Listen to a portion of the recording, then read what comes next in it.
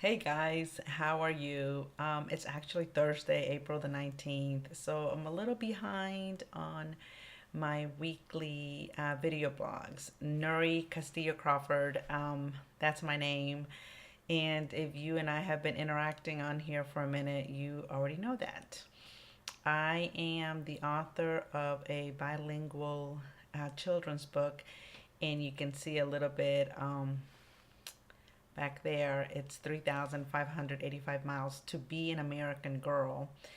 It is a story based on my own journey from South America to the United States when I was 10 years old. If you'd like to get a hold of me after you view the blog or even before, you can always email me at 1010publishingus@gmail.com. 47044000018, and either myself or uh, my good friend and assistant will get back with you. I'm on Twitter at RLNUNUCC and at 3,585 miles to be an American girl. You can find me on LinkedIn under Nuri Castillo Crawford and on Facebook under Nuri Castillo Crawford. We also have a Facebook page for the publishing company, 1010 Publishing. So it's 1010 Publishing. So hit me up if you are eager to connect. Instagram, we're at 1010 Publishing as well. And you can catch the videos on YouTube under Nuri Castillo Crawford. So those are all the ways you can connect with me. So I'm obviously on social media. And I'm also in good old email and phone. So usually what we do is we talk a little bit about immigration and then maybe a tip about writing, and then I'll share with you about the things that I have going on, and maybe we can meet somewhere if I'm going to be somewhere. So the only thing I want to talk about immigration for the next couple of weeks is that I am searching for some immigrants from whatever country. It doesn't have to be a Spanish speaking country. For our country, they came from as children but are now adults. So, anybody over 18, if you came to the U.S. as a child, I need to speak to you. I'd love to chat with you and maybe give you a platform to share your story. So please hit me up 1010publishingus@gmail.com. And I want to kind of pitch an idea that I think you might be interested in if you are interested in getting your story out. I'm going to be working on some of that this summer. So if you or someone you know came from Jamaica or any country in Africa, Nigeria, anything, South Africa, it doesn't matter, any country, of course, in Europe or Asia, South America, of course, Central America, the islands, let me know. I'd like to spend some time with you. If you are local, definitely we can meet at a little organic coffee shop or something and chat. And if you are not local, hooray for technology because we can Skype or get on the phone and just share some things. So, anyway, I'm definitely looking forward to hearing from some people. So, if you know someone or you yourself are an immigrant to this beautiful, wonderful country of ours, I would love to talk to you. So, that's that. So, talking about writing, some people have touched base with me, and I'm really excited for them because I know it is a big task and a big goal to get something out. You have a story inside of you. One of the things that I truly believe in is that you will always find someone smarter than you and someone that can do a task better than you, but only you are you, right? Only you can tell your story. So when people ask me, like, hey, I want to write a story, where do I start? I think that one of the best things to do as a novice writer is to have a journal all for yourself. Nobody else needs to look at it. I have a journal as well. I keep poetry in it, and I also have like a huge writing areas on my wall here where I take myself notes, give myself ideas about titles or ideas about what to write, sometimes reminders for myself. I'm just like writing all of the time. So, one of the best things to do is keep writing, um, even if it's just ideas that pop in your head or even intricate details that you would like to add to something. So keep a writing journal for yourself where no one is judging you. It's just about you, yourself. Um, and that's a great way to start.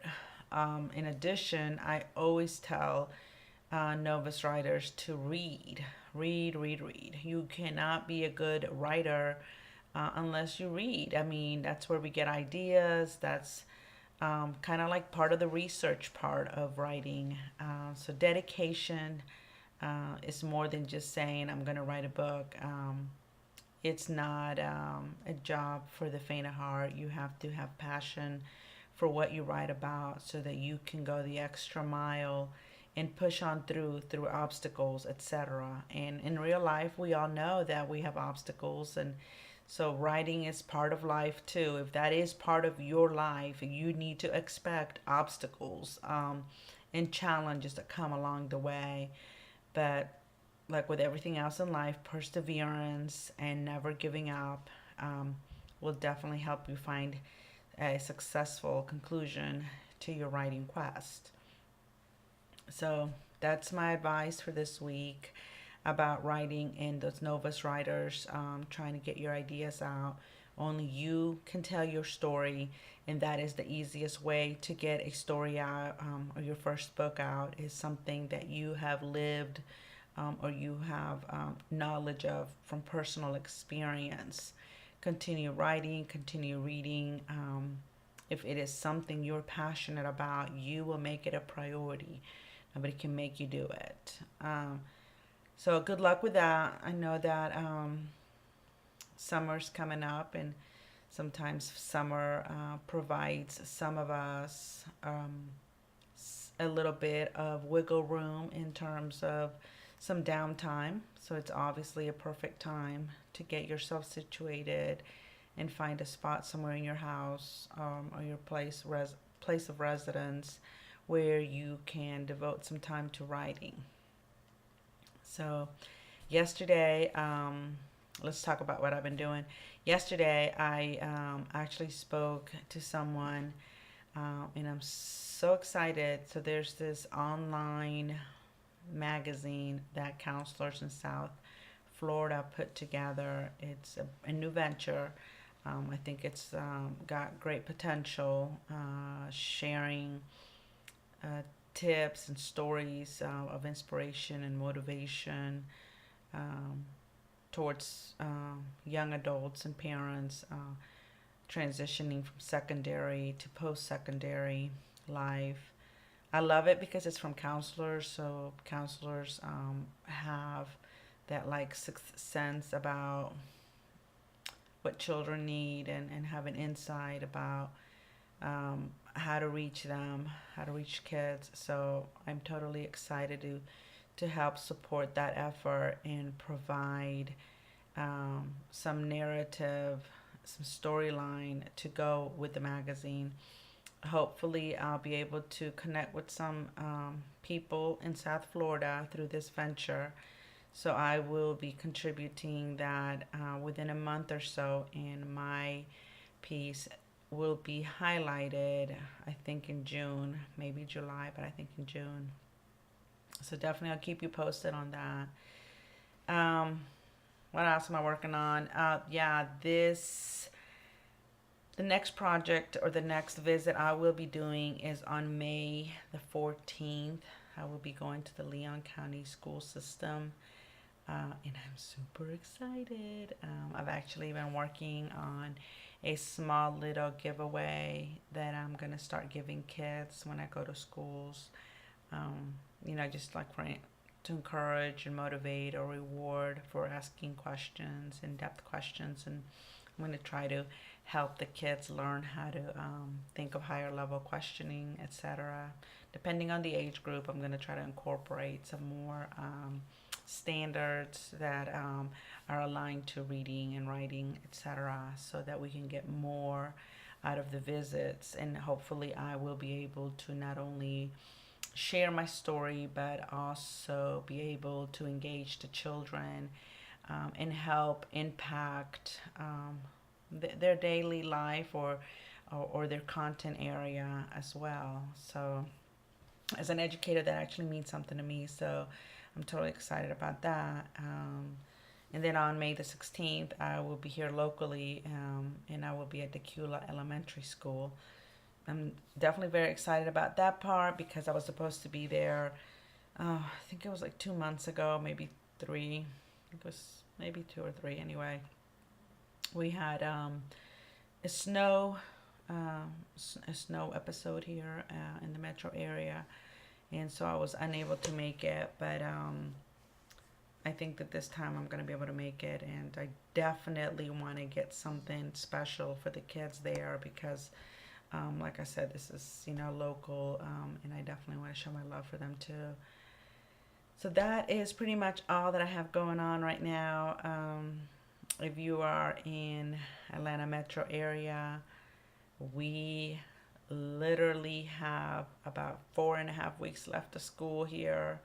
And so even though the weather is not cooperating to the full extent of springtime, I do believe everyone else, including the children and the teachers, are feeling spring is in the air. So I think everybody's starting to count down. I've obviously have already started the countdown.